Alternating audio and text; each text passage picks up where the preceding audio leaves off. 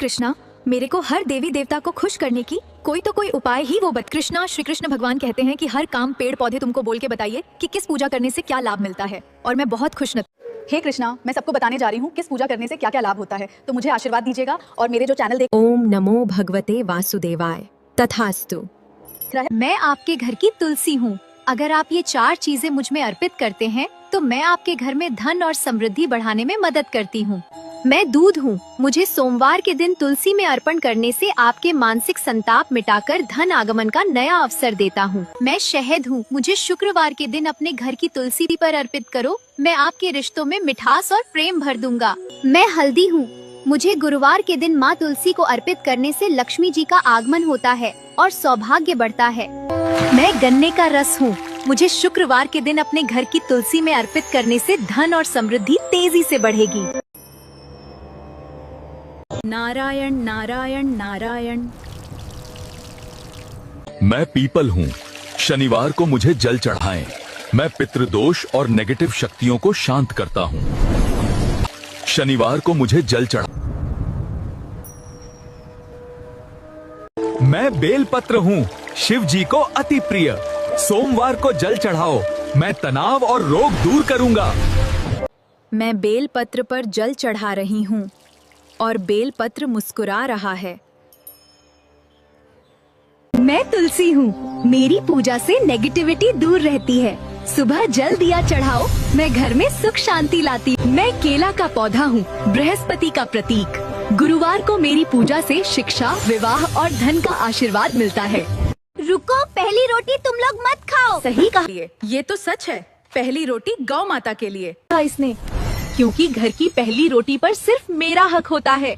मैं आपकी गौ माता हूँ। जब आप अपनी पहली रोटी मुझे खिलाते हैं तो समझिए आप देवताओं को भोग लगा रहे हैं। और हाँ, आखिरी रोटी घर के बाहर बैठे कुत्ते को जरूर दें। सिर्फ ये 2 रोटियाँ आपके घर से बीमारी, कर्ज और क्लेश को जड़ से मिटा देंगी। क्या आप मेरा हक मुझे देंगे?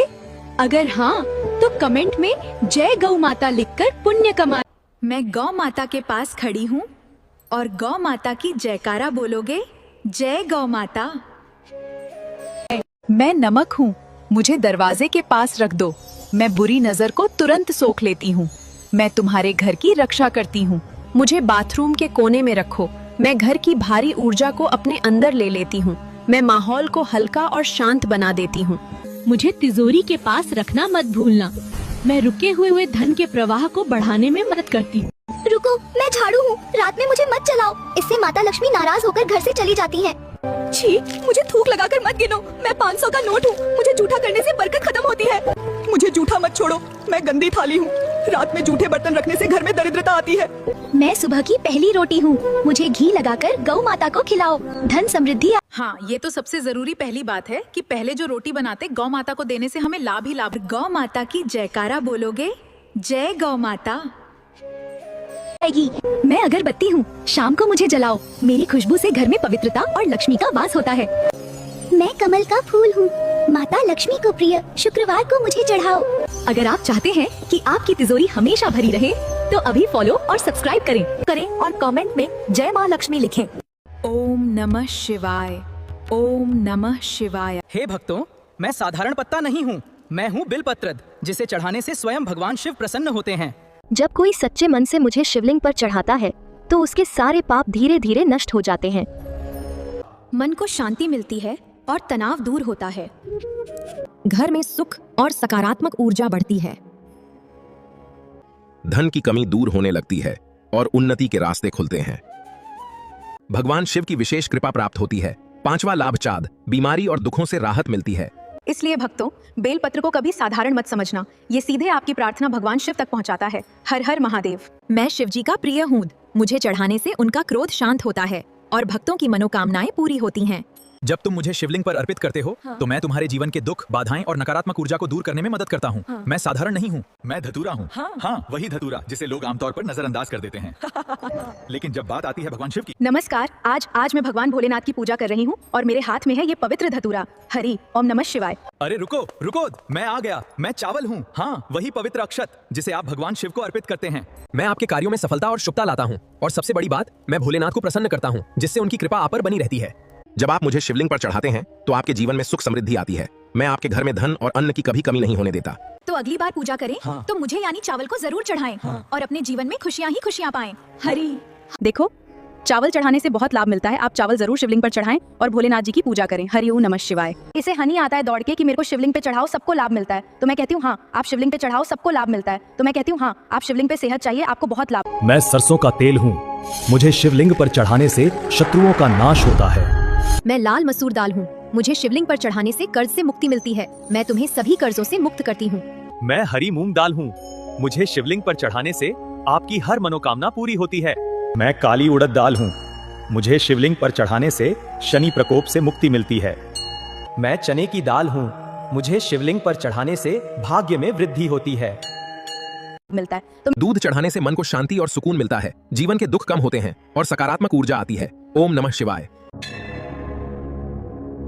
ओम नमः शिवाय। मैं बेलपत्र हूँ, शिव जी को अति प्रिय। सोमवार को जल चढ़ाओ, मैं तनाव और रोग दूर करूंगा।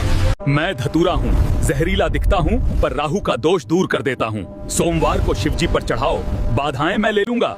मैं पारिजात हूँ, स्वर्ग का पवित्र पौधा। मेरी सुगंध किस्मत महका देती है। मैं आपके घर की तुलसी हूँ। अगर आप ये 4 चीजें मुझ में अर्पित करते हैं तो मैं आपके घर में धन और जो मेरा चैनल देख रहा है वो देखो, जो सामने देखो मेरा चैनल देख रहा है, जो मेरा चैनल दिखे उनका भी आशीर्वाद देना, जो लाइव सब्सक्राइब करे उनको भी आशीर्वाद देना। ओम नमः शिवाय, ओम नमः शिवाय, ओम नमः शिवाय। क्या आपने कभी सोचा है कि जिस साधारण से दिखने वाले बेलपत्र को हम हर सोमवार महादेव पर चढ़ाते हैं, उसके भीतर साक्षात शक्तियों का एक पूरा ब्रह्मांड बसता है। आखिर एक बेल के पत्तों में ऐसा क्या है कि उसे चढ़ाते ही महादेव का रौद्र रूप शांत हो जाता है? स्कंद पुराण में छिपा है वो रहस्य जो बताता है कि बेलपत्र कोई साधारण वनस्पति नहीं। ओम नमः शिवाय, ओम नमः शिवाय। क्या आपने बल्कि माता पार्वती के पसीने की बूंदों से जन्मा एक दिव्य कवच है। वीडियो के अंत तक बने रहना क्योंकि आखिरी हिस्सा आपको बताएगा ओम नमः शिवाय, ओम नमः शिवाय। कि बेलपत्र के 3 पत्ते असल में किन 3 महाशक्तियों का प्रतीक हैं। इस अलौकिक गाथा का आरंभ होता है मंदराचल पर्वत से, जहां माता पार्वती कठिन तपस्या में लीन थीं। तप की अग्नि इतनी प्रचंड थी कि उनके मस्तक से पसीने की कुछ बूंदें धरती की कोख में जा गिरी। उन्हीं दिव्य बूंदों के अंश से एक अद्भुत वृक्ष उत्पन्न हुआ जिसे स्वयं माता पार्वती ने बिल्व वृक्ष का नाम दिया। लेकिन रुकिए, इस वृक्ष की असल शक्ति इसके बाहरी रूप में नहीं बल्कि इसके कण कण में बसे देवत्व में है। स्कंद पुराण के अनुसार बेल वृक्ष की जड़ों में स्वयं माता गिरिजा और राधा रानी का वास है। इसके तने में देवी महेश्वरी निवास करती हैं, तो इसकी शाखाओं में दक्षायणी की शक्ति बहती है। यहाँ तक कि इसके पत्तों में माता पार्वती और इसके फलों में साक्षात देवी कात्यायनी विराजती हैं। क्या आप जानते हैं, इसके नुकीले कांटों में भी करोड़ों शक्तियों का पहरा माना गया है। अब प्रश्न उठता है कि आखिर महादेव को ये इतना प्रिय क्यों है? महादेव का स्वभाव अग्निमय और रौद्र है। वे विश्व के प्रभाव और ब्रह्मांड की ऊर्जा को अपने भीतर समेटे हुए हैं। बेलपत्र की प्रकृति अत्यंत शीतल और शुद्ध होती है। जैसे ही ये पत्ता शिवलिंग को स्पर्श करता है, यह महादेव की उस प्रचंड ऊष्मा को सोख लेता है और उन्हें परम शांति प्रदान करता है। इसके साथ ही इसके 3 पत्ते कोई संयोग नहीं है। ये साक्षात महादेव के त्रिनेत्र, उनके त्रिशूल और सृष्टि के त्रिदेव ब्रह्मा, विष्णु, महेश के प्रतीक माने जाते हैं। शिव पुराण कहता है कि जो भक्त एक बेलपत्र भी श्रद्धा से अर्पित करता है, उसके 3 जन्मों के पाप ऐसे नष्ट हो जाते हैं जैसे अग्नि में तिनका। यह केवल एक पत्ता नहीं बल्कि भक्त के पूर्ण समर्पण का हस्ताक्षर है। तो अगली बार जब आप बेलपत्र तोड़े या चढ़ाएं तो याद रखें, आप प्रकृति का एक अंश नहीं बल्कि साक्षात शक्ति का स्वरूप महादेव को सौंप रहे हैं। अगर आप भी महादेव की इस दिव्य शीतलता के भक्त हैं तो कमेंट्स में हर हर महादेव जरूर लिखें। ओम नमः शिवाय, हर हर महादेव।